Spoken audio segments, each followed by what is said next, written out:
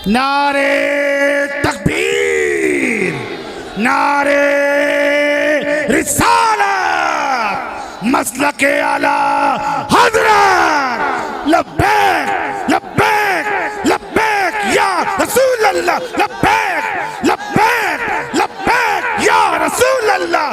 ताजदार खत्म नबूवत जिंदाबाद जिंदाबाद, ताजदार खत्म नबूवत जिंदाबाद जिंदाबाद।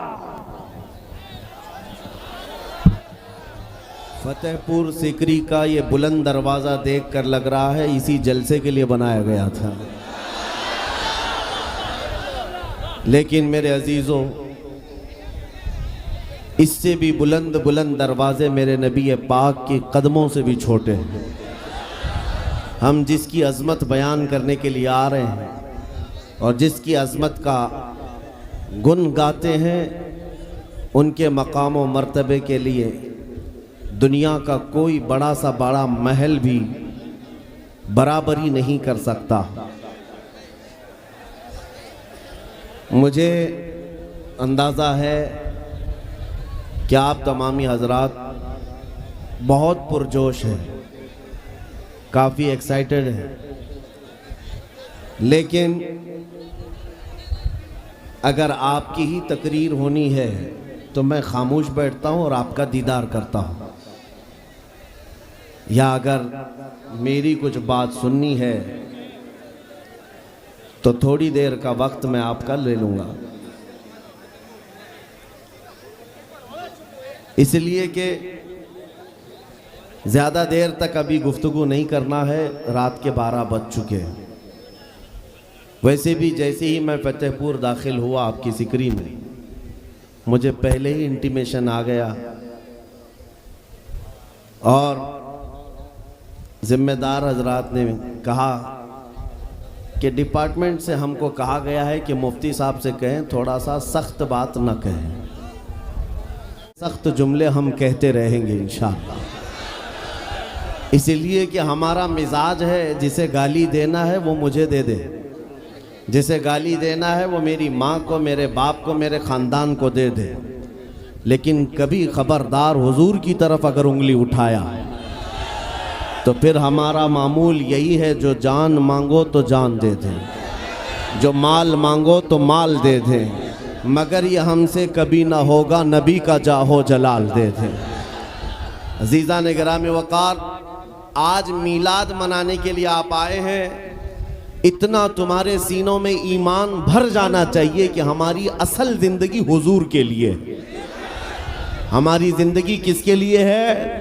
हुजूर के लिए है। अब हुजूर अकरम सल्लल्लाहु ताला अलैहि वसल्लम के हम उम्मती हैं, और आज कितनी खुशबख्ती है, कितनी खुशनसीबी की बात है कि उस सरवरे कायनात अल्लाह का महबूब दुनिया में आया है, तो उनकी आमद की खुशियां मनाना भी तुम्हारे नसीबे में आया है। अरे गैरे नत्थु खेरे की हैसियत भी नहीं मेरे आका की मिलाद मनाने की। ये सुन्नियों की किस्मत है अल्हम्दुलिल्लाह। हर साल हुजूर अकरम सल्लल्लाहु ताला अलैहि वसल्लम की आमद की खुशियां मनाते हैं। और एक बात मैं और आपको बता दूं, इस्लामी महीने लोगों को ज़्यादा याद नहीं रहते। मुहर्रम, सफ़र, रबीउल अव्वल, रबीउल आखिर, जनवरी, फरवरी, मार्च, ये सारी चीज़ें तो याद रह जाती हैं। लेकिन मेरे अजीज़ों, इस्लामी महीने अक्सर को याद नहीं रहते। एक महीने की बात मैं करता हूँ। अजनबी आदमी भी सुन्नियों के मोहल्ले में चला जाए, पता चल जाएगा कि रबीउल अव्वल चल रहा है। और मोहल्लों पे नहीं, अगर चेहरे भी देख ले तो पता चल जाए। क्यों? इस माह मुबारका को हमारे नबी पाक से निस्बत है। और जब रबीउल अव्वल शरीफ का महीना आता है, सुन्नियों के यहाँ खुशहालियाँ बढ़ जाती हैं और खुशियों में झूमते हैं, हर जगह से जुलूस निकलते हैं और हुजूर की तारीफ, कसीदे हर जगह चलते रहते हैं। इसी को शायर ने कहा था, निसार तेरी चहल पहल पर हजारों ईदे रबीउल अव्वल, सिवाय इबलीस के जहां में सभी तो खुशियां मना रहे हैं। इको बंद कर दो, इको बंद कर दो। सिवाय इबलीस के जहां में सभी तो खुशियां मना रहे हैं। अजीज़ान गिराम वक़ार, बाज़ तो ये कहते हैं कि मीलाद के लिए दलील कहाँ है, इसका सबूत कहाँ है, आप मीलाद मनाते रहते हैं। इन कमबख्तों को पता क्या है, आगाज़ से आखिर तक कुरान है नाते मुस्तफ़ा। महबूब के बयान का कैसा अनोखा ढंग है। अल्लाह करीम ने अपने हबीब पाक सल्लल्लाहु अलैहि वसल्लम का जिक्र फरमाया है और मीलाद होता ही है हुजूर के जिक्र के लिए। और सुनो, बाज़ लोगों के नाक और भौएं सुकड़ जाती हैं मीलाद का महीना आते ही। कुछ के तो पेट में दर्द जोर से शुरू होता है। जब तक रबीउल अव्वल का महीना जाता नहीं, कुड़न ज़्यादा होने लगती है। लेकिन सुन्नियों का हर बच्चा पुकार पुकार कर कहता है, आई नई हुकूमत सिक्का नया चलेगा, आई नई हुकूमत सिक्का नया चलेगा। आलम में रंग बदला सुबह शबे विलादत। हुजूर की विलादत के दिन पूरी कायनात की किस्मत बदल गई है। उन कमबख्तों से मैं कहता हूँ, हुजूर की मीलाद मनाने के लिए दलीलें मांगते हो और तुम्हारा चोर बेटा पैदा होता है तो हर साल बर्थडे मनाते हो। तुम्हारा बेटा जब बड़ा होने लगता है हर साल केक काटते रहते हो। पता नहीं बड़ा होकर डाकू बनेगा कि चोर बनेगा, पता नहीं है, लेकिन हर साल धूमधाम से बर्थडे मनाया जाता है। और जो रब्बुल आलमीन का सबसे प्यारा महबूब दुनिया में आया है, आमिना का लाल, हम सबों की गर्दनों का मालिक मुहम्मदुर रसूलुल्लाह सल्लल्लाहु अलैहि वसल्लम, उस दिन तो मेरे अजीजों पूरी कायनात खुशियों में थी। तुम्हारे हिस्से में खुशियां नहीं आई हैं तो तुम्हें अपनी नस्ल का पता पूछना चाहिए। वजह क्या है? किसी साहब ने एक शोशा छोड़ा कि हुजूर जब पैदा हुए थे मक्का में तो मक्का में खुशियां मनाई नहीं गई थी। ये आज के बरेलवियों ने शुरू कर दिया। लोगों ने ये बताना शुरू किया, हुजूर जब पैदा हुए थे मक्का में उस वक्त तो मीलाद नहीं मनाई गई थी, ये आज से शुरू हो गया है। मैं उनसे कहता हूं, मक्का में जब हुजूर पैदा हुए थे तब ईमान वाले नहीं, काफिर ही काफिर थे। सब कौन थे? कुफ्फार और मुशरिकीन थे, सिवाय आपके दादा और आपकी वालदा के। लेकिन खुशियां मनाना ईमान वालों का हिस्सा है, काफिरों का नहीं। हुजूर जब 53 साल की उम्र के बाद हिजरत करके मदीना जा रहे थे तो आपको पता है सुन्नियों, हुजूर मदीना तैयबा में यूं ही दाखिल नहीं हुए।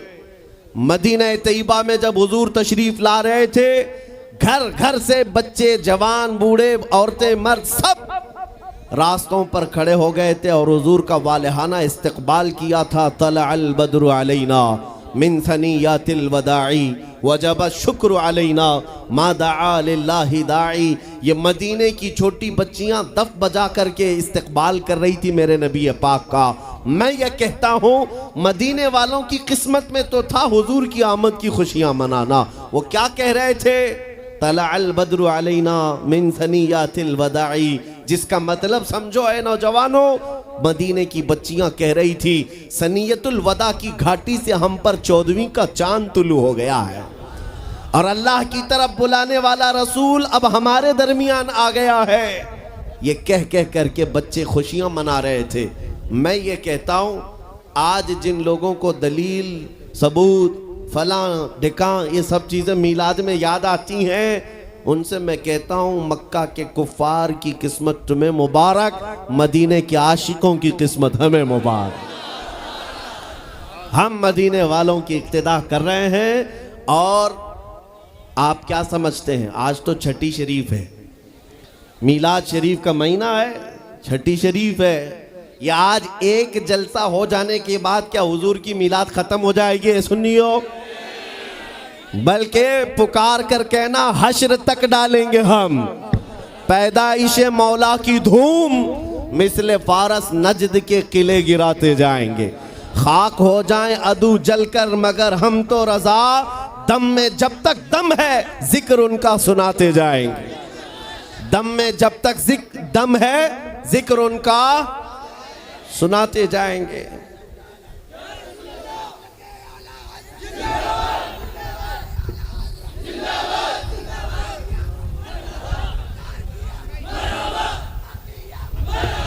तवज्जो, मीलाद की महफिल है, हुजूर अकरम सल्लल्लाहु ताला अलैहि वसल्लम का तज़किरा।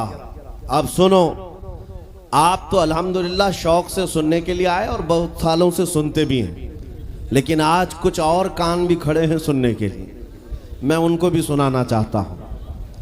जो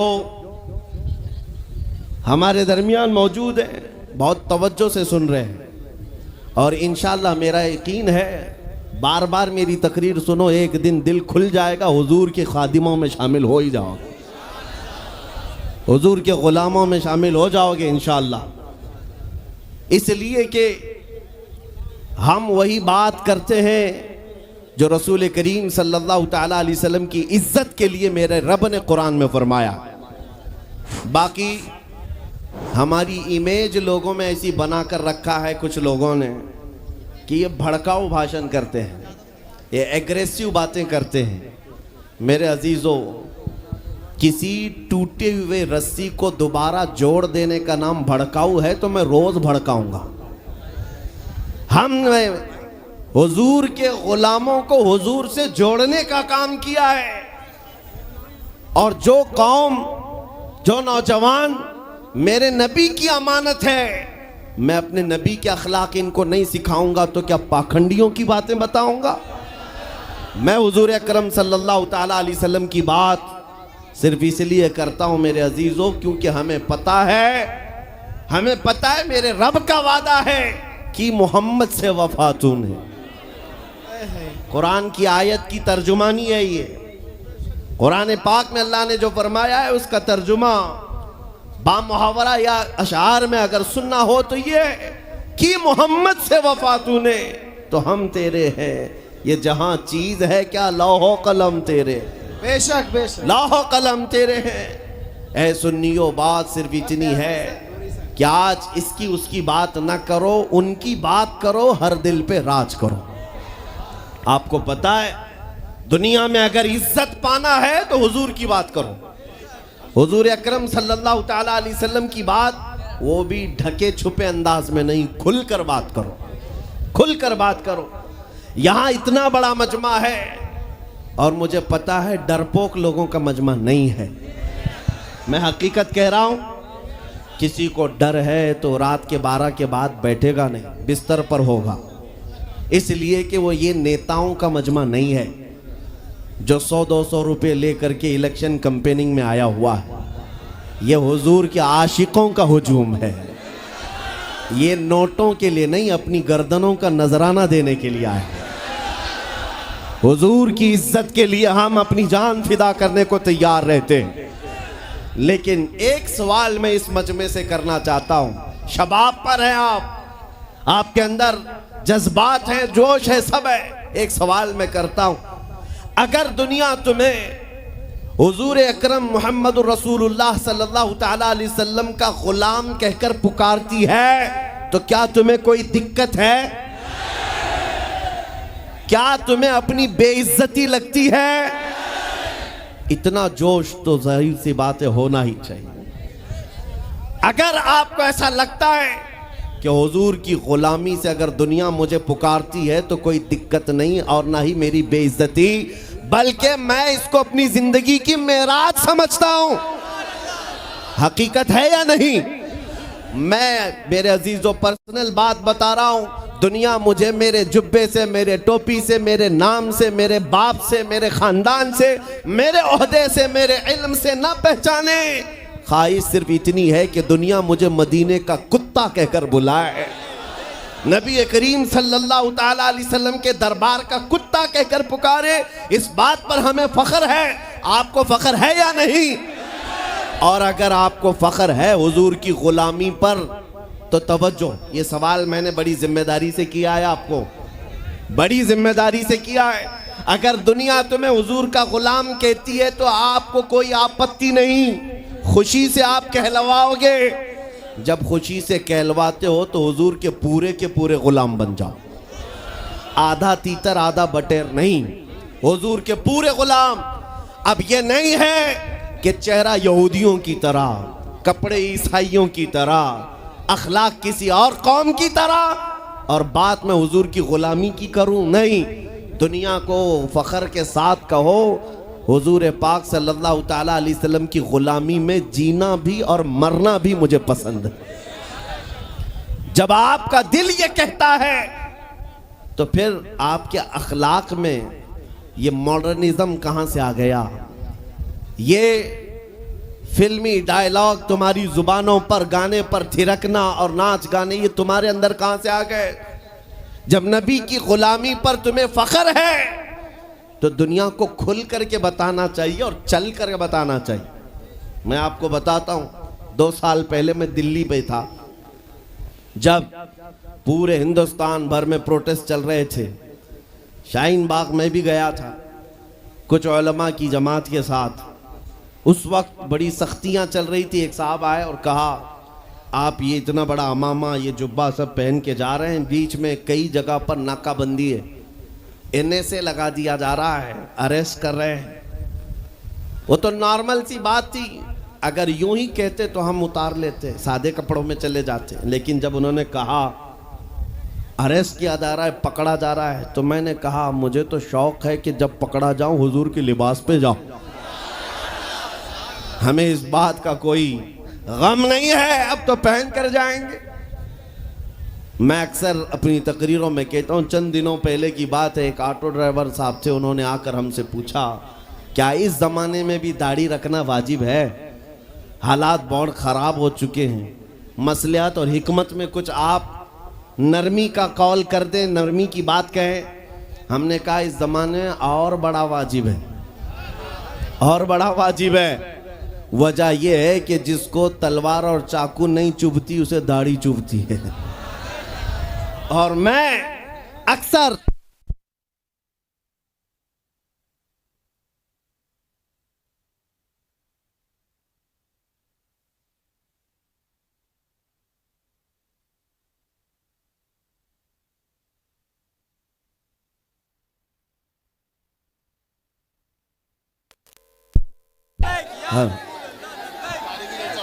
यह आपके चिरागां के लिए ही गुल किया गया है। सुभान अल्लाह, सुभान अल्लाह।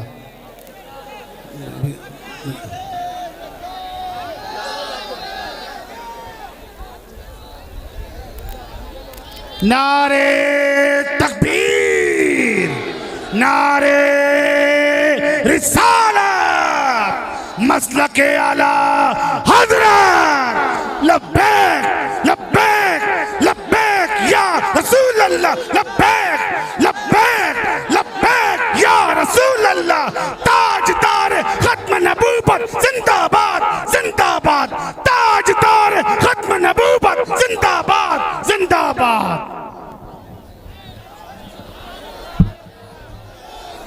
इधर दिख नहीं रहा। अजीज़ा निगरामी वक़ार, हुजूर पाक सल्लल्लाहु ताला अलैहि वसल्लम की मोहब्बत में अब मैं ही खड़ा हो गया, जितने खड़े हैं खड़े रहने दें, उनको देखना है इसलिए हम खड़े हो गए, इसलिए कि कुर्सी बहुत देर तक अच्छी भी नहीं है।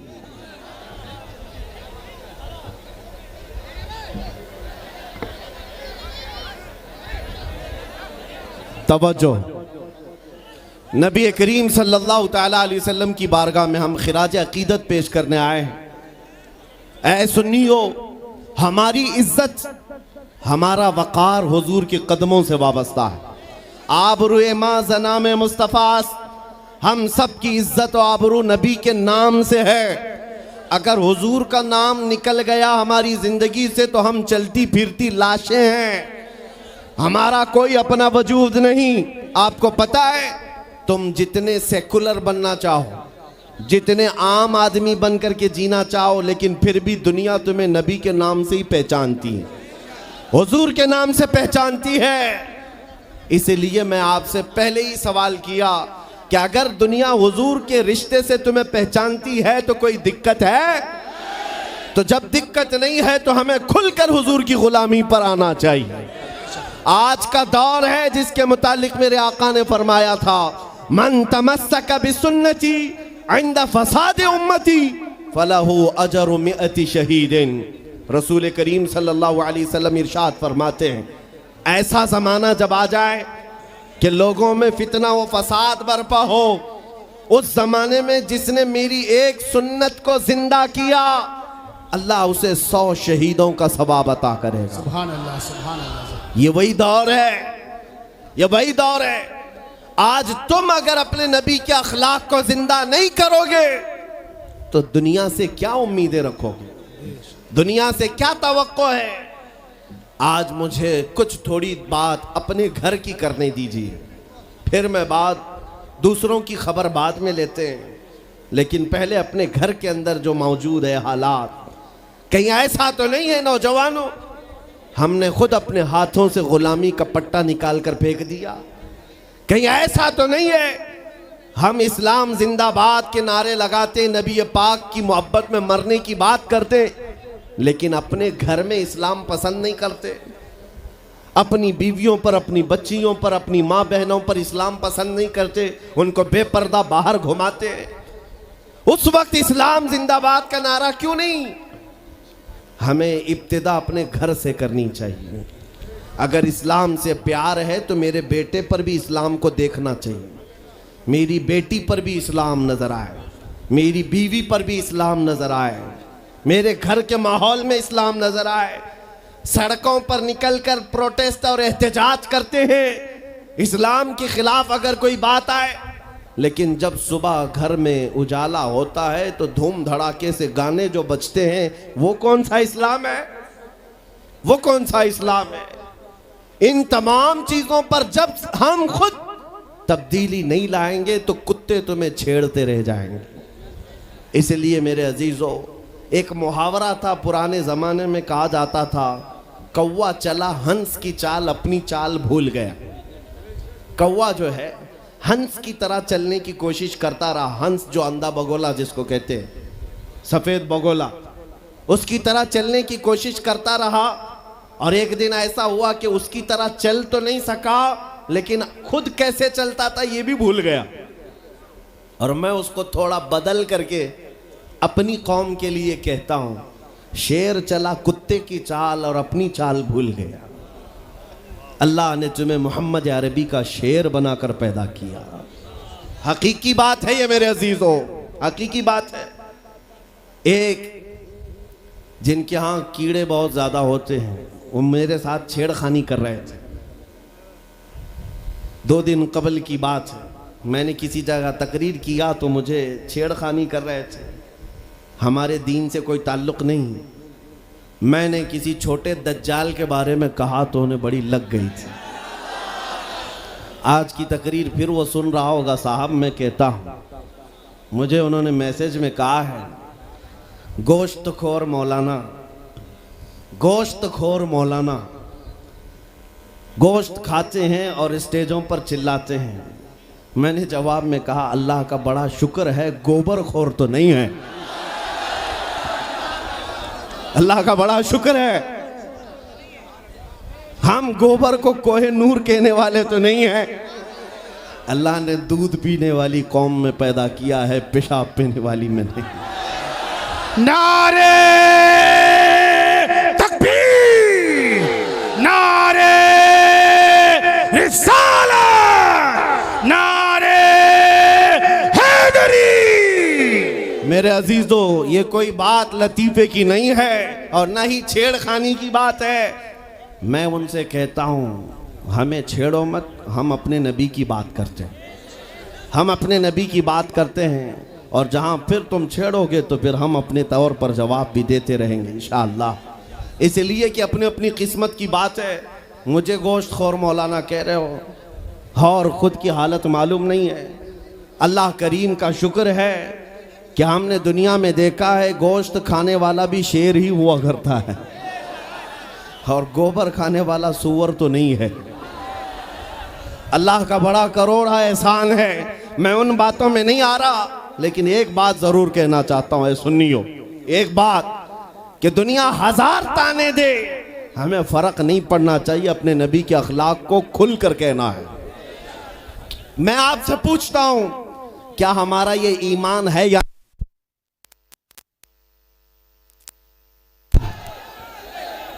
हेलो हेलो, हमारा ये ईमान है या नहीं कि मेरा खुदा सच्चा है, बेशक हमारा नबी सच्चा है, हमारा दीन सच्चा है, कुरान सच्चा है। जब तुम्हारा यकीन है कि मेरा खुदा सच्चा, मेरा दीन सच्चा, मेरा कुरान सच्चा, मेरा नबी सच्चा, तो फिर मेरे अजीजों सर झुकाकर नहीं, सर उठाकर जियो। बेशक सुभान अल्लाह। और तुम्हें हुजूर अकरम सल्लल्लाहु ताला अलैहि वसल्लम के अखलाक पर कभी शर्म नहीं आनी चाहिए। कोई टोपी पर, कोई दाढ़ी पर ताने मारता है तो उसको नजरअंदाज करो, इसलिए कि मरने के बाद इस कीड़े को मुंह नहीं दिखाना है, आमिना के लाल को मुंह दिखाना सुभान है। अल्लाह। ताना देता है तो देकर मर जाएगा। हमें फर्क नहीं पड़ता, हमारे लिबास से जलते हो तो और जलो, मरो, इसलिए कि जिसकी किस्मत में यहाँ भी जलना वहाँ भी जलना। और अल्हम्दुलिल्लाह सुन्नियों की किस्मत में यहाँ भी खुशियाँ हैं, वहाँ भी खुशियाँ। हम यहाँ पर हुजूर पाक का जिक्र कर रहे हैं और खुशहाल हैं, अल्हम्दुलिल्लाह खुशहाल हैं, इसलिए कि मुझे पता है हमारी हैसियत क्या है। खुशहाल हैं, आप भी हैं, हम हैं। ये छोटी मोटी शिकायतें तो सब करते हैं आप, कि बीमारी है, घर में खाना पानी नहीं है, धंधा नहीं चल रहा है, बिजनेस नहीं चल रहा है, सब लॉस में है, जॉब नहीं है, सब शिकायतें तुम्हारी है, हमें पता है। मेरे अजीजों, हम तो बार बार ये रोना रोते हैं, हम बड़ी कमज़ोर कौम हैं, हम बड़ी कमज़ोर कौम हैं, हम बड़ी कमज़ोर कौम हैं। लेकिन मीडिया के दज्जाली कुत्ते बार बार भौंक भौंक कर बताते हैं तुम कुछ हो, तुम कमज़ोर नहीं हो। 24 घंटे हम पर डिबेट होता है कि नहीं होता है? कुल मिलाकर हम पर ही डिबेट। अरे मियाँ, यहाँ तो इलेक्शन भी कैंपेनिंग के लिए हम ही हम हैं, हमारे मुद्दे को लेकर के ही सबको लड़ाना है, सबके दरमियान। मैं आपसे ये कहता हूँ, ये बातें यूं ही नहीं, वो बार बार तुम्हें भौंक कर बता रहे हैं तुम कुछ हो, लेकिन तुम कहते हो नहीं मैं कुछ नहीं हूं, हम कमजोर हैं, वो कहते हैं नहीं कमजोर नहीं, तुम कुछ हो। एक तरफ तो कहते हैं कुछ नहीं है, सब बिखरे हुए लोग हैं, पंचर पुत्र भी कहते हैं, लेकिन फिर हम उनसे कहते हैं मियाँ पंचर पुत्र है तो 24 घंटे डिबेट हम पर क्यों करते हो? डर किस बात का है? किस बात का डर है? क्या दूसरी और कौमें नहीं हैं जिसको निशाना बनाओगे? अरे 70 कौमें मौजूद हैं, लेकिन हमें पता है तुम्हारी आंखों में अगर कोई चुभता है तो गुलाम मुस्तफ़ा ही है, इसलिए कि उन्हें भी तारीख पता है। ये अगर निकल पड़े हैं सहरा से बगैर चप्पल के, पैबंद लगे कपड़ों से, तो कैसर और किसरा को भी धूल चटा सकते हैं। वह दुनिया की सुपर पावर ताकतों को घुटने टेकने पर मजबूर करने वाली कौम वह उमर बिन खत्ताब के शागिर्द थे, सहाबाए कराम थे। दुनिया को तारीख पता है कि ये जिस दिन पढ़ने लग गए खालिद बिन वलीद को, जिस दिन ये पढ़ने लग गए सलाहुद्दीन अय्यूबी को, जिस दिन इनको कोई कहने लग गया कि तुम्हारा कोई शिहाबुद्दीन गौरी भी था, तुम्हारा कोई औरंगजेब भी था, तो फिर ये मुर्दा और मुरझाई हुई कौम दोबारा उठने लग गई तो अच्छे अच्छों की नींद हराम हो सकती है। इसीलिए कहा जाता है मुसलमानों के मोहल्ले में नशा बांटो, मुसलमानों को नशा करवाओ, नशा बेचने वाले यही, नशा करने वाले यही, इसलिए कि ये जब तक नशा में रहेंगे हम सुकून से रहेंगे, और जिस दिन ये उठ गए तो दूसरों के सुकून के लाले पड़ जाएंगे। इसलिए मेरे अजीजों, मैं तुम्हें बेदार करने के लिए आया हूं और दुनिया की नजरों में खटकता रहूंगा, लेकिन मेरे पास जितना भी वक्त मौजूद है मैं खामोश नहीं रहूंगा इंशाअल्लाहुल अज़ीज़। कल को भी अगर मेरी फांसी हो जाए मुझे इस बात की परवाह नहीं है, दुनिया से जाएंगे। हमारे एक के मर जाने के बाद उन कुत्तों से कहता हूं कि इसको ये मत समझ लेना कि इस्लाम खत्म हो जाएगा, मुझ जैसे 1000 कट भी जाएं तब भी हम नारा यही लगाएंगे, इस्लाम जिंदा होता है हर करबला के बाद। नारे तकबीर, नारे रिसालत, शहंशाह खिताबत, शेरे हिंदुस्तान सलमान मुफ्ती सलमान हजारी साहब किबला। सुभान अल्लाह, सुभान अल्लाह। मेरे अजीजों, बात आज ईमान की है। मैंने आज तक किसी तकरीर में किसी को असलहा उठाने की बात नहीं की, मैंने कभी किसी को बंदूक बारूद चाकू तलवार की बात नहीं की, और ना ही हमें जरूरत है। मेरे अजीज़ों, हम तो चाहते हैं कि तुम इश्क़ रसूल का जामा पहन लो, हुजूर की मोहब्बत का लिबास पहन लो। मेरे अजीज़ों, चाकू ब्लेड भी उठाने की ज़रूरत नहीं, तुम्हारे चलते फिरते देखकर कितने कीड़े फना हो जाए। हाँ, सिर्फ तुम्हारी चलत फिरत से कई कुत्ते नालियों में मर जाएं। सबको समझ में आती है बात। और जिन लोगों ने मुझसे पूछा था बार बार, आप कुत्ते किसको कहते हैं, मैंने कहा कोई सुन्नी मुझसे पूछा ही नहीं, किसी ने मुझसे पूछा ही नहीं। ये सारी तकरीरें सुन रहे हैं, आपने पहले ही पूछा तो कहीं ऐसा तो नहीं कि जख्म पर जाकर बात लगी हो। खैर मेरे अजीजों, आपको मैं बारहा बेदार इस बात के लिए करना चाहता हूं, हुजूर के अगर गुलाम हैं तो पूरे गुलाम बनो, पूरे गुलाम। आज के दिन अगर एक नौजवान भी ये अहद कर लिया कि मैंने अपनी मर्जी से बहुत जिंदगी गुजारी है, अपनी लाइफ में बहुत इंजॉय किया है, लेकिन आज के दिन से ये तय करूंगा कि जीऊंगा तो मेरे नबी की मर्जी से जीऊंगा, जिसने भी तय कर लिया, मैं समझता हूं कि ये जलसा वसूल हो गया, हुजूर के कदमों में पहुंच गया। मैं बताओ ए नौजवानों, बचा क्या है हमारी जिंदगी में और क्या बाकी है, क्या चाहिए तुम्हें? पूरी दुनिया तुम नाक रगड़ रगड़ कर हासिल कर भी लिए तो एक दिन तो मौत आनी है, एक दिन तो दुनिया से जाना है, सारी दौलत छोड़कर जाओगे, इस बात पर सबका यकीन है। तुमने खुद अपने हाथों से कितने मुर्दे दफनाए, तुमने कितने लोगों की कब्रों को खुद अपने हाथों से बंद किया।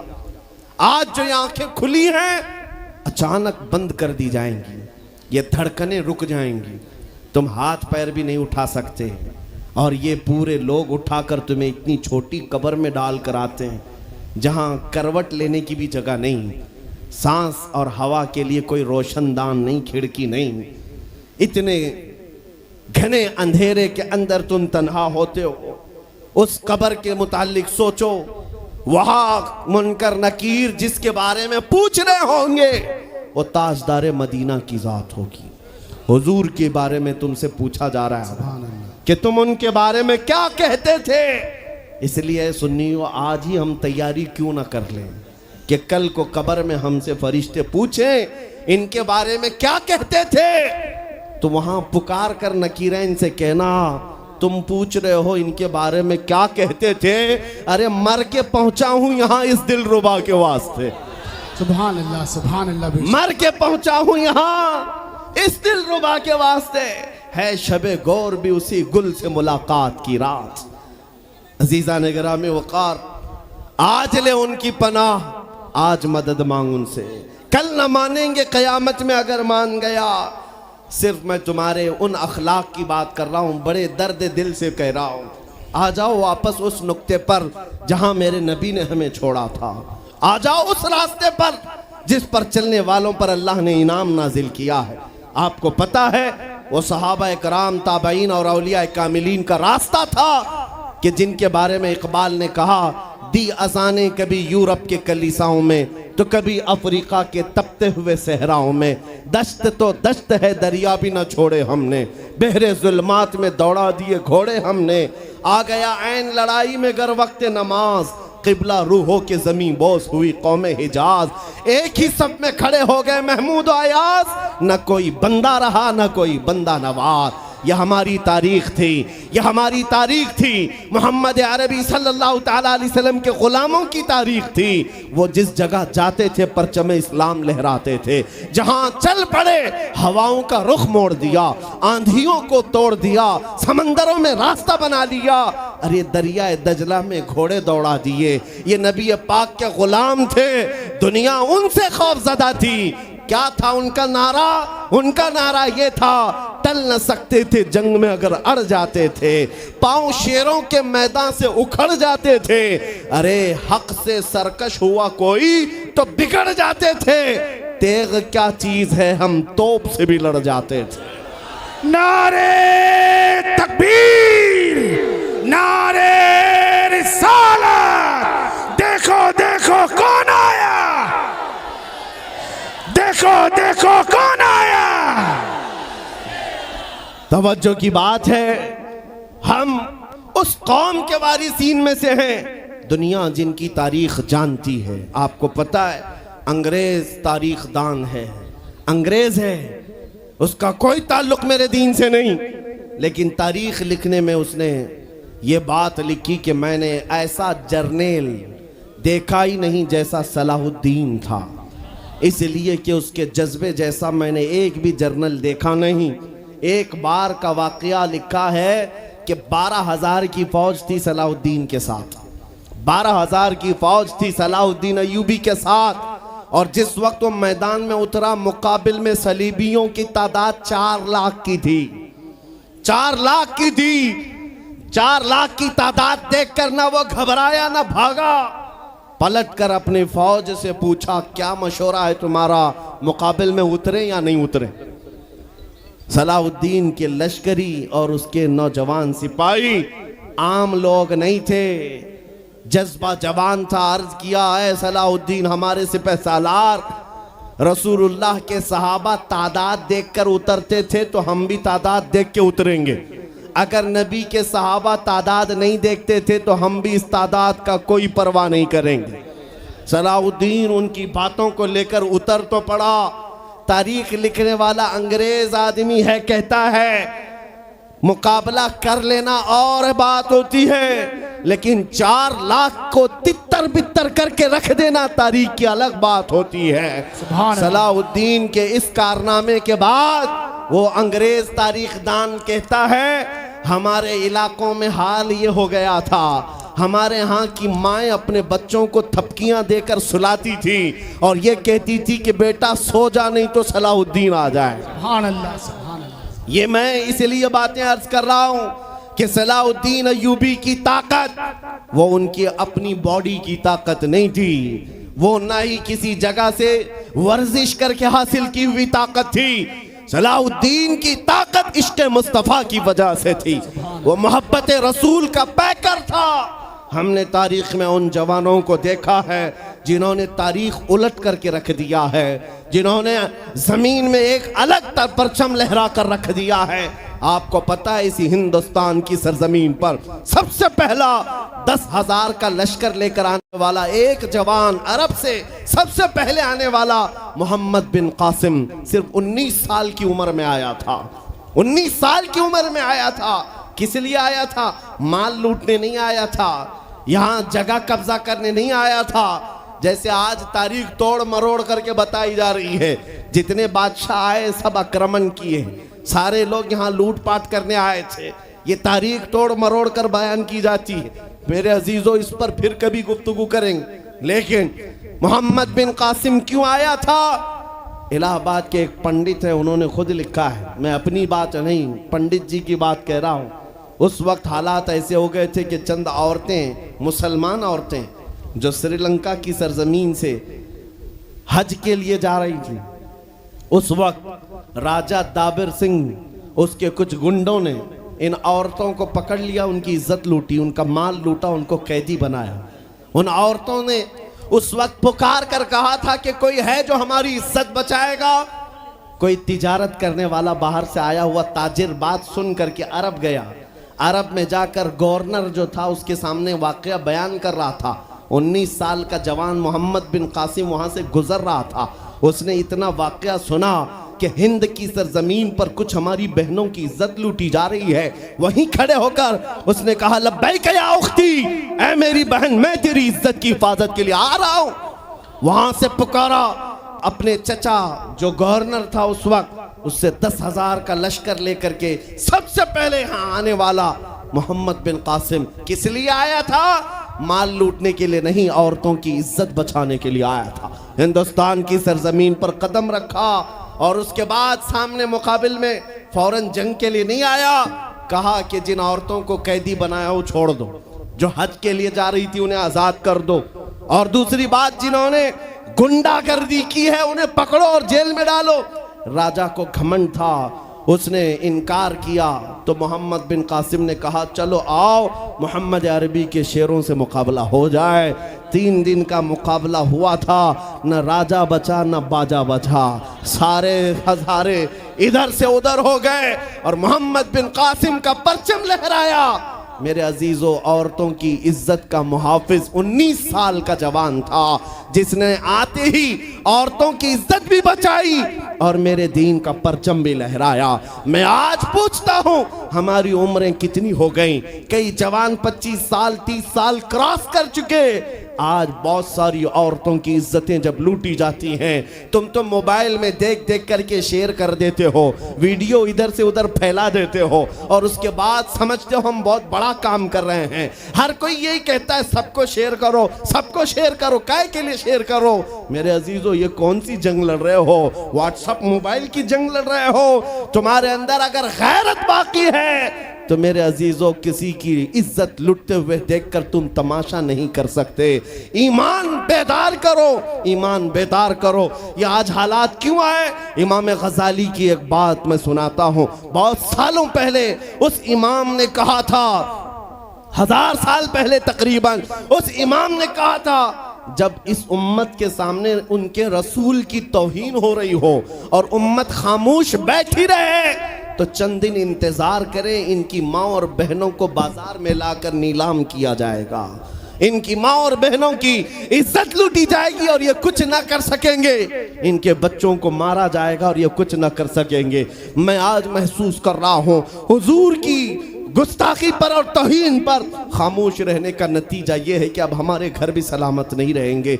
लोग आज चीख रहे हैं, मस्जिदें वीरान हो गई, मस्जिदें टूट रही हैं, खानकाहें टूट रही हैं, न जाने कितने मज़ारात बिल्डोज़र से ख़त्म किए जा रहे हैं। ये तमाम बातें अपनी जगह पर। मैं आपसे पूछता हूँ, जाने ईमान रसूलुल्लाह की इज्जत बाकी नहीं रही तो फिर कुछ भी बाकी नहीं रहा।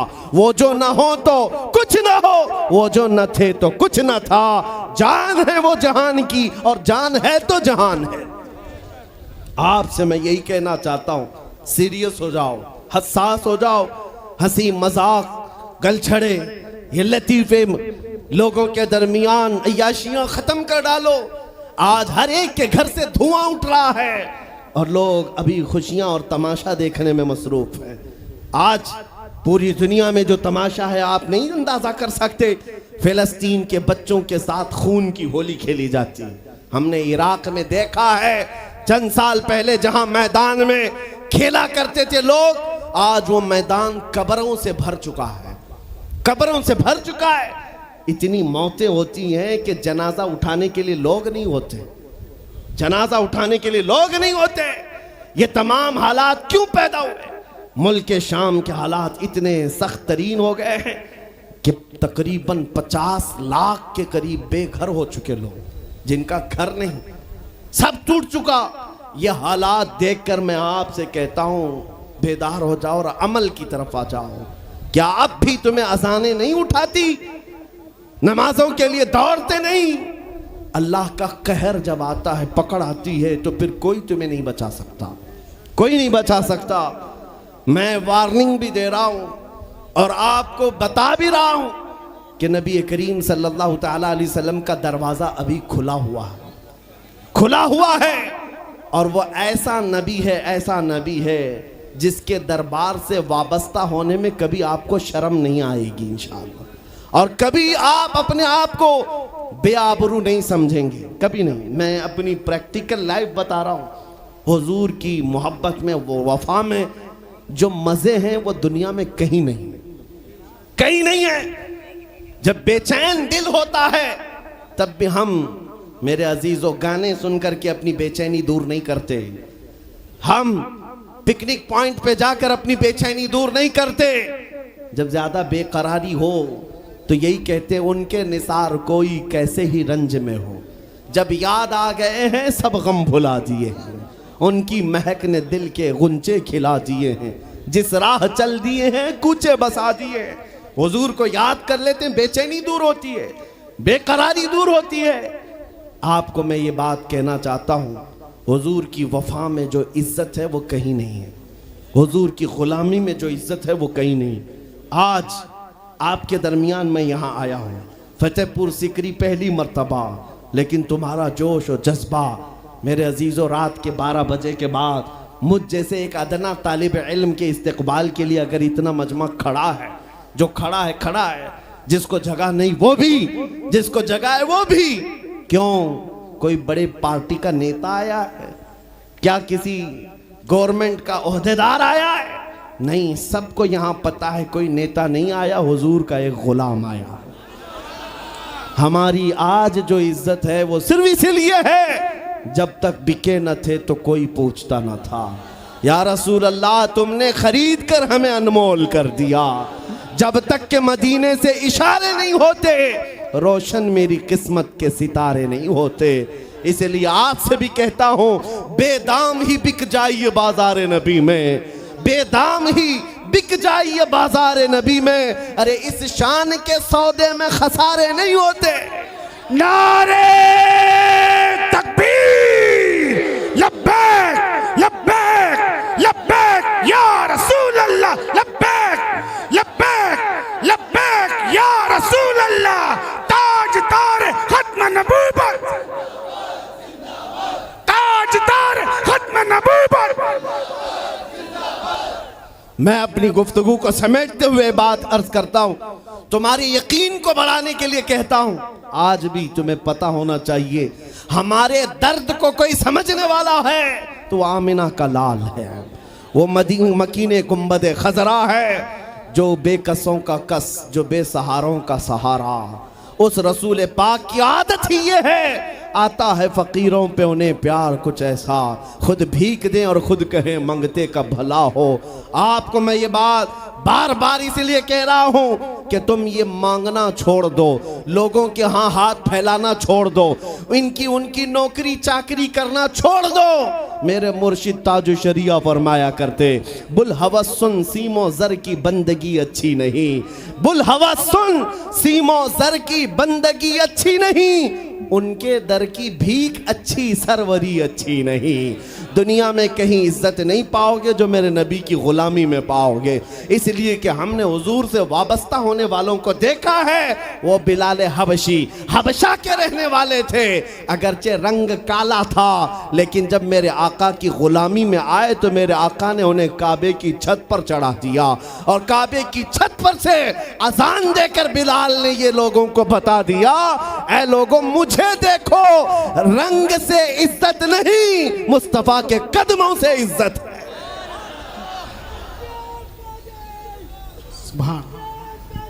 अजीज़ान गिराम वक़ार, तवज्जो चाहता हूं, हुजूर की गुलामी में जो इज्जत है वो हमने देखी है। जो लोग सहाबाए कराम, जो सहाबाए कराम, सैयदना अमीरुल मोमिनीन उमर इब्न खत्ताब, जिनका हाल ये था 36 लाख स्क्वायर किलोमीटर पर तन्हा हुकूमत करते थे। उस वक्त मिस्र भी, शाम भी, यमन भी, इराक भी, फिलिस्तीन भी, अरब, ये 6 कंट्री पूरे मिलाकर तन्हा हजरत उमर की निगरानी में थे। और ऐसी निगरानी नहीं कि यहाँ बैठ करके बड़ी बड़ी मीटिंगें कर रहे हों और गरीब खस्ता हाल सो रहे हों। उस खलीफा इस्लाम का हाल ये था, वो मदीने में बैठकर खिलाफत कर रहा था, और बड़ी दूर एक औरत अपनी बेटी से कह रही है कि आज थोड़ा दूध में पानी मिला ले। बेटी कहती नहीं, खलीफा उमर बिन खत्ताब की खिलाफत है, उमर इब्न खत्ताब की खिलाफत है। घरों में तक उमर इब्न खत्ताब की निगरानी थी। ये कौन? उमर इब्न खत्ताब रज़ियल्लाहु ताला अन्हु, जिन्होंने लोगों का खून चूस करके हुकूमत की कुर्सी नहीं बिठाई। और दूसरी बात ये भी कि वो उमर सादा जिंदगी गुजारने वाले, उनकी सिक्योरिटी भी ऐसी नहीं थी कि रोल्स रॉयस लगी हुई हो, काली गाड़ियां आगे पीछे घूमती हों। मेरे अजीज़ों, उस उमर इब्न खत्ताब की बात कर रहा हूं। जब बैतुल मुक़द्दस फतह हो गया तो वहां से हजरत अबू उबैदा बिन जर्राह ने खत लिख करके भेजा कि लोगों की ख्वाहिश है उमर इब्न खत्ताब आप तशरीफ लाएं, बैतुल मुक़द्दस की चाबी आपके हाथ में दी जाएगी, आप तशरीफ लाएं। तो उमर इब्न खत्ताब रज़ियल्लाहु ताला अन्हु मदीने से चल पड़े। अपना एक गुलाम लेकर के, लेकिन गुलाम और खुद होने के बाद एक ही घोड़ा था। तय ये कर लिया गुलाम के साथ कि 1 मील मैं बैठूंगा तू चलेगा और दूसरे मील तू बैठेगा मैं चलूंगा। ये शान उमर इब्न खत्ताब रज़ी अल्लाह ताला अन्हु की। मैं क्यों कह रहा हूं अभी बताता हूं। और इस तरह से सफर कटता रहा। 1 मील खुद बैठते, 1 मील गुलाम बैठता था, क्योंकि उनके अदल के सामने किसी की नहीं चलती। फिर जब इत्तेफाक ऐसा है बैतुल मुक़द्दस करीब आया, लोग सब देखने के लिए बाहर आए, लेकिन घोड़े पर बैठने की बारी गुलाम की थी और आपकी चलने की थी। बारी बारी है, गुलाम बैठा हुआ आ रहा है और खलीफा वक्त रस्सी पकड़ा हुआ आ रहा है। लोग दौड़े दौड़े आए, फिलिस्तीन के अमीरुल मोमिनीन कहकर नारा लगा रहे थे। तो जो मौजूद सहाबा थे उन्होंने बताया ये घोड़े पर बैठा हुआ अमीरुल मोमिनीन नहीं है, ये घोड़े की रस्सी पकड़कर जो आ रहा है वो अमीरुल मोमिनीन है। ईसाइयों ने पहली मर्तबा देख करके पूछा था, ए मुसलमानों क्या तुम्हारा बादशाह ऐसा भी होता है? उस वक्त सहाबा ने कहा पहली बात तो हमारे यहाँ बादशाह होता ही नहीं, बादशाह नहीं होता। और उनकी ये जिंदगी मैं इसलिए बता रहा हूं। फिर ईसाइयों ने कहा अगर ये घोड़े की रस्सी पकड़कर चलता है तो इसके डर से कैसर और किसरा क्यों कांप रहे हैं? इसके डर से पूरा ईरान, पूरा रोम कांप रहा है। आखिर कौन सी ताकत है इस उम्र के अंदर? ये तो रस्सी पकड़कर घोड़े लेकर चल रहा है। तब जानते हो मेरे अजीजों, उमर इब्न खत्ताब रज़ी अल्लाह ताला अन्हु ने लोगों को जमा करके बताया, ऐ लोगों सुनो, मेरी हैसियत सिर्फ इतनी थी, मैं खत्ताब का बेटा उमर, बचपन में 2 बकरियां मुझसे नहीं संभाली जाती और मेरे बाप मुझे हर दिन मारते थे, बकरियां नहीं संभालनी आती। लेकिन आज गौर से देखो, आंख खोलकर, वही खत्ताब का बेटा उमर है, 36 लाख स्क्वायर किलोमीटर पर तन्हा हुकूमत करता है। इसलिए नहीं कि खत्ताब का बेटा उमर है, इसलिए कि मोहम्मद अरबी का गुलाम उमर है। नारे तकबीर, नारे रिसालत, मरहबा या मुस्तफा, मरहबा या मुस्तफा। अजीज़ान गिरामी औक़ार, मैं आपको कई मिसालों से बता सकता हूँ। इज्जत सहाबा ने रसूलुल्लाह के कदमों से पाई है, इज्जत नबी पाक के कदमों से पाई है। आज जिस जलसे में जाएं, आला हजरत आला हजरत। अभी अगर मैं पूछूं इश्क मोहब्बत आला हजरत, आपको बोलने की जरूरत ही नहीं। हर इलाके में सुन्नियों का मजमा खुद ही कहता है। हालांकि इस नारे का मतलब क्या है? इश्क मोहब्बत 2 लफ्ज हैं। जैसी ही इश्क पुकारा जाए, मोहब्बत पुकारी जाए, हर एक कहता है आला हजरत, आला हजरत। मेरे अजीजों, ये बात इसलिए मैं कह रहा हूं, 100 साल गुजर जाने के बाद भी उस इमाम का नारा हर मजलिस की रौनक क्यों बना है? इसलिए कि वो बरेली का इमाम जिंदगी भर अपने कसीदे नहीं पढ़ता था, अपने खानदान की बड़ाइयां नहीं बोलता था, बल्कि जब भी बोलता था तो यूं कहता, सरवर कहूं कि मालिको मौला कहूं तुझे, बागे खलील का गुले ज़ैबा कहूं तुझे, तेरे तो बस ऐबे तनाही से हैं बरी, हैरान हूँ मेरे शाह मैं क्या क्या कहूँ तुझे। लेकिन रज़ा ने ख़त्म सुखन इस पे कर दिया, खालिक का बंदा खल्क का आका कहूँ तुझे। उस बरेली के इमाम ने जिंदगी भर अपने नबी की तारीफ की, लेकिन जब दुनिया से चला गया तो रब्बे जुल जलाल ने ना उनका नाम मिटने दिया, ना उनका कलाम मिटने दिया।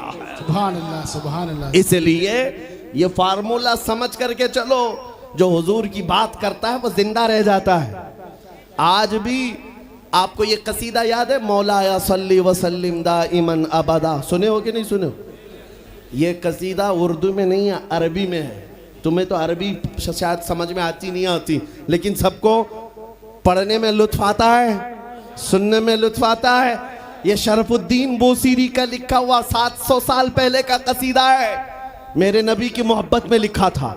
जब फालिज की बीमारी हो गई थी, लकवा, पैरालाइज हो गया था और इलाज करा कर थक गए। आखिर में एक दिन कमरे में बैठकर यही कसीदा लिखने लग गए। अमिन तज़क्कुरि जीरानिम बिदी सलमी मज़ज्त दमअन जरामिम मुक़लतिम बिदमी अम हब्बतिर रिअ मिन तिलक़ाइ काज़िमतिन व औमदल बर्क़ु फ़िज़्ज़लमाइ मिन इज़मी फमा लिअयनैका इन क़ुल तकफ़ुफ़ा हमता व मा लिक़ल्बिका इन क़ुल तस्तफ़िक़ यहिमी मुहम्मदुन सय्यिदुल कौनैनि वस्सक़लैनि वल फ़रीक़ैनि मिन अरबिन व मिन अजमी हुवल हबीबुल्लज़ी तुरजा शफ़ाअतुहु लिकुल्लि हौलिन मिनल अहवालि मुक़तहिमी दआ इलल्लाहि फल मुस्तमसिकून बिही मुस्तमसिकून बिहब्लिन गैरि मुनफ़सिमी या अकरमल ख़ल्क़ि मा ली मन अलूज़ु बिही सिवाका इंद हुलूलिल हादिसिल अममी या रब्बी बिल मुस्तफ़ा बल्लिग़ मक़ासिदना वग़फ़िर लना मा मज़ा या वासिअल करमी। इमाम शरफुद्दीन बूसीरी का लिखा हुआ ये कलाम 170 अशार हैं। अल्हम्दुलिल्लाह पूरा याद है, लेकिन पढ़ने के लिए उतना वक्त नहीं है। लेकिन जिस जमाने में उन्होंने लिखा था उस वक्त उनको पैरालाइज हो गया था, फालिज हो गया था, लकवा मार गया था। लेकिन उसके बावजूद जब कलाम लिख करके सो गए रोते रोते, किस्मत जाग गई, ख्वाब में मेरे आका तशरीफ लाए। कहा बूसीरी जो कलाम तुमने लिखा हमें भी सुनाओ। जानते हो उन्होंने जब कसीदा लिखा था पूरा तो लिख दिया था, लेकिन शुरू का जो शेर है मौला या सल्ली व सल्लिम दाइमन अबदा, ये आधा ही बना था, दूसरा बनी नहीं पाया था। जब ख्वाब में हुजूर ने पूछा बूसीरी सुनाओ, तो सुनाने लगे या रसूल अल्लाह अबी व उम्मी फिदा मौला या सल्ली व सल्लिम दाइमन अबदा। अटक गए, दूसरा तो बना ही नहीं था। हुजूर ने फरमाया इसका दूसरा शेर मेरी जानिब से अला हबीबी का खैरिल खल्क़ि कुल्ली। हुजूर पाक ने इरशाद फरमाया और उसके बाद अपनी चादर उठाकर इमाम बूसीरी को पहनाया। कहाँ? ख्वाब में। ख्वाब में हुजूर अकरम सल्लल्लाहु ताला अलैहि वसल्लम की वफात के 700 साल बाद के हैं। इमाम शरफुद्दीन बूसीरी हुजूर की इंतकाल के 700 साल बाद के तकरीबन ख्वाब में चादर भी दी और अपना नरम व मुलायम हाथ मेरे आका ने शरफुद्दीन बूसीरी के जिस्म पर फेरा और मुस्कुरा करके चले गए। तुम क्या मुस्कुराए कि गुल खिल गए। और मेरे अजीजों, मेरे आका तो घर पर आए भी और चले भी गए। शरफुद्दीन बूसीरी कहते मेरी आंख खुली तो भीनी भीनी खुशबुओं से घर महक रहा था। मैंने सोचा ख्वाब की बात ख्वाब है, लेकिन देखा तो रात में हुजूर ने जो चादर दी थी वो गोद में पड़ी हुई थी, गोद में रखी हुई थी। उठाया और चूमा। सोचा मैं तो फालिज वाला हूँ, हाथ पैर तो उठते नहीं, लेकिन जब हाथ उठाया पैर उठाया देखा पूरा सही सलामत है। मेरे आका सल्लल्लाहु अलैहि वसल्लम ने उन्हें नवाजा। मैं ये वाकया बयान करना मकसूद नहीं था, लेकिन दरमियान में बात आई इसलिए कह रहा हूं कि उस शरफुद्दीन बूसीरी का कसीदा घर घर पूरी दुनिया में बच्चों को याद है। छोटा ही सही, एक शेर ही सही, क्यों 700 साल पहले कहे हुए कसीदे को अल्लाह ने आज भी जिंदा रखा है। सिर्फ हमारी जुबानों पर नहीं, आज जाकर मदीने तैयबा में देखो हुजूर पाक की जालियों में अंदर जाने वाला जो दरवाजा है उस दरवाजे की कड़ी पर भी ये शेर लिखा हुआ। मेरे आका ने इस कसीदे को ऐसा कबूल किया है, हुजूर की तारीफ करने वाला मरता नहीं है, हुजूर की तारीफ करने वाला उसका नाम फना होता नहीं है, जिंदा है, आज भी जिंदा है। मैं फिर कहता हूँ तुम कहाँ घबराए हुए हो उन गुफे में बैठे हुए पाखंडी कुत्तों से, उन लोमड़ियों से जो अंदर बैठ करके तो मेरे नबी की शान में भौंक सकते हैं। 4 बच्चों के सामने आकर बात तो करके दिखाओ। इनकी हालत तो ये है, हुजूर की शान में भौंकने के बाद जिंदगी अजीरन हो गई, बेचैन हो गई, बगैर सिक्योरिटी गार्ड के बाहर निकलना दुभर हो जाता है, नहीं आ पाते, रात की नींद भी खराब, दिन का चैन भी गया। अरे इनके गुफे में अगर हमारा 8 साल का बच्चा भी चला गया पानी पीने के लिए एटम बम लगने लगता। वो कहते आतंकवादी आ गया था। 8 साल का बच्चा, क्यों ये डर क्यों सवार है? हुजूर की शान में जब तौहीन करोगे डर डर करके ही मरोगे। और हुजूर की जो तारीफ करता है वो पूरी दुनिया में चहकते महकते हमेशा लोगों के दिलों में जिंदा रह जाता है। आज इस हिंदुस्तान की सरजमीन पर छोटा सा कस्बा है, लेकिन हर जवान पुकार रहा है लब्बैक या रसूल अल्लाह। पुकारते हो कि नहीं पुकारते हो? किसी को लब्बैक कहने में डर लगता है? डर है किसी को? हाँ, बात ये सुनो, ये अल्लामा खादिम हुसैन रज़वी रहमतुल्लाह अलैह का पुकारा हुआ नारा था और ऐसा जिंदा हो गया, ऐसा जिंदा